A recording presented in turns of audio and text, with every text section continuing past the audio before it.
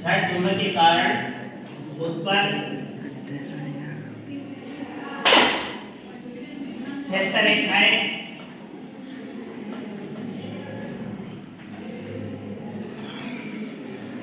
या इसको क्या बोल सकते हैं, बल रेखाएं।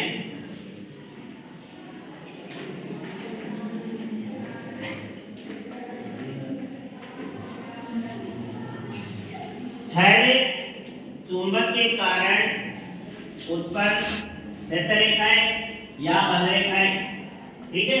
तो सबसे पहले आप क्या करेंगे, एक छठ चुंबक बनाएंगे। क्या करेंगे, एक छठ चुंबक बनाएंगे। ये एक है छठ चुंबक है, ठीक है।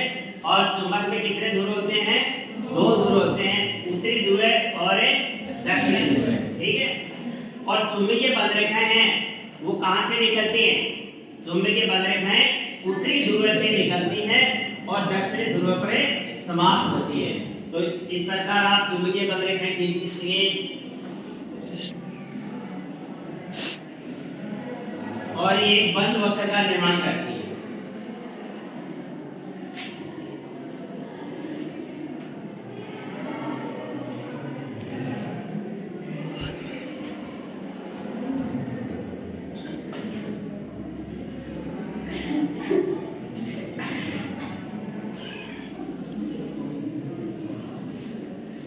तो इनकी दिशा क्या रहेगी, उत्तरी ध्रुव से दक्षिणी ध्रुव की तरफ रहेगी। तो ये दिशा रहेगी इनकी, ये दिशा, ठीक है। तो ये प्रश्न है छठ चुंबक के कारण उत्पन्न चुंबकीय रेखाएं या बल रेखाएं, इनका आपको निरूपण करना होगा, ठीक है, रेखा चित्र बनाना होगा। तो प्रश्न आएगा छठ चुंबक के कारण उत्पन्न चुंबकीय बल रेखाओं का रेखा चित्र बनाइए। तो ये इस प्रकार आपको बनाना है, एक चुंबक बनानी है और चुंबकीय बल रेखाएं खींचनी, एक बंद वक्र का निर्माण करना है। चुंबकीय बल रेखाएं उत्तरी ध्रुव से निकलेंगी और दक्षिणी ध्रुव पर पहुंचेंगी, ठीक है।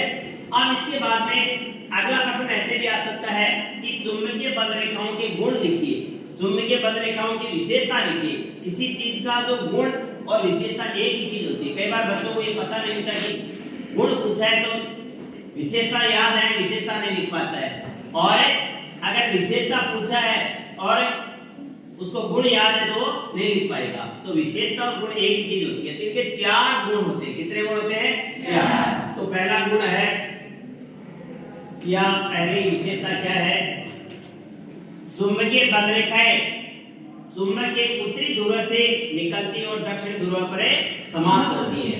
यानी पहला गुण क्या है, ये उत्तरी ध्रुव से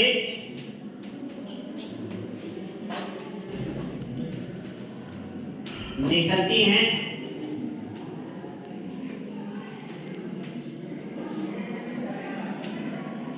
तथा दक्षिणी ध्रुव पर समाप्त होती है, दक्षिणी ध्रुव पर समाप्त होती है।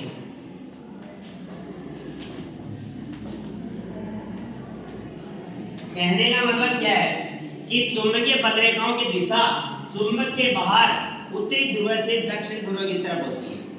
चुंबकीय बल रेखाओं की दिशा चुंबक के बाहर उत्तरी ध्रुव से दक्षिणी दिशा की तरफ इनकी दिशा होती है।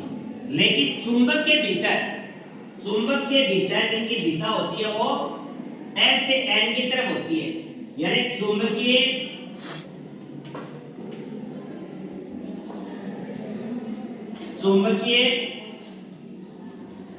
बल रेखाओं की दिशा, चुंबकीय बल रेखाओं की दिशा चुंबक के भीतर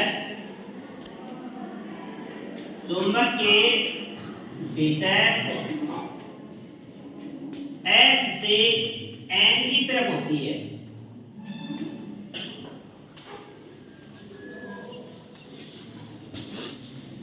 समझ रहे बात, यानी इनकी बाहर की तरफ दिशा होती है, वो बाहर की तरफ दिशा होती है वो N से S की तरफ होती है।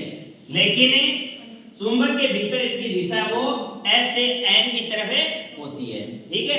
तीसरा पॉइंट, चुंबकीय बल रेखाएं कभी एक दूसरे को काटती नहीं है।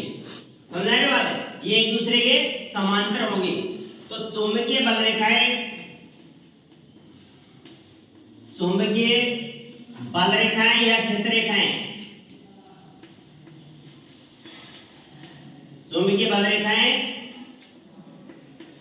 एक दूसरे को काटती नहीं है।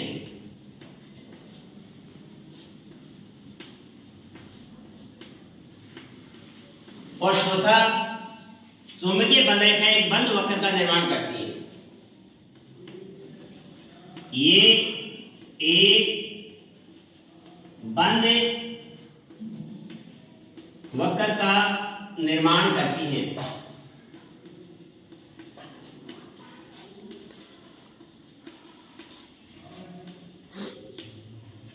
ठीक है।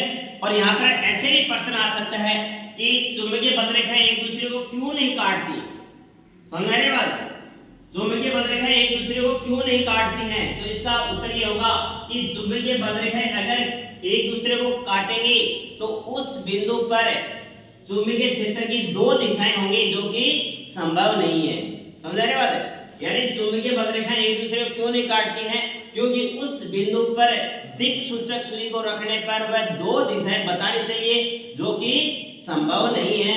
इसलिए चुंबकीय बल रेखाएं कभी एक दूसरे को काटती नहीं है। समझ रहे बात? यानी चुंबकीय बल रेखाएं एक दूसरे को क्यों नहीं काटती हैं?